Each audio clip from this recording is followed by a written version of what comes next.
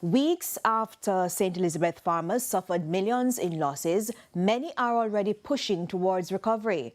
Our news team has been speaking with some of the farmers who have started to replant. Anthony Lugg has their story.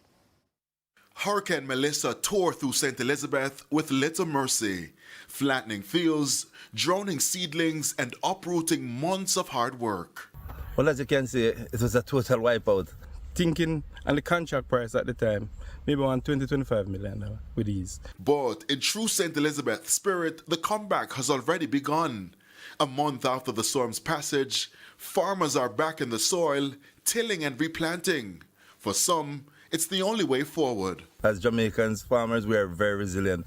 As you can see, the greenhouse went down, but we are replanting. We have seedlings in here, despite the structure is not back up as yet.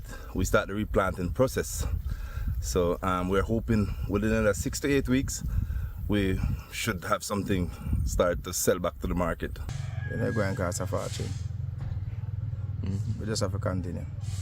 Can't give up. Jamaicans, we just have to fight it. It's a sign of resilience, but also a reminder that the road to recovery will require a collaborative approach.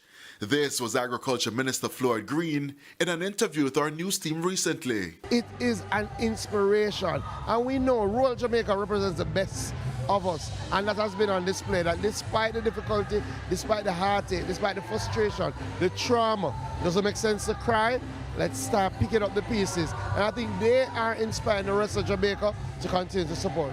With local supplies wiped out after the storm, agricultural imports have surged to meet the national demand. However, farmers like Junior Ebanks fear that if the market remains flooded with imports when their crops return, there could be a major problem.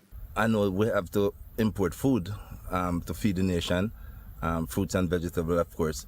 However, I want the government and the Ministry of Agriculture to be cognizant of the fact that this is a two-hit for us, Beryl and then Melissa this year. So we want to ensure that they monitor the planting process properly and ensure that when they're doing their survey of what will be ready, we don't have a glut and compete with the American farmers.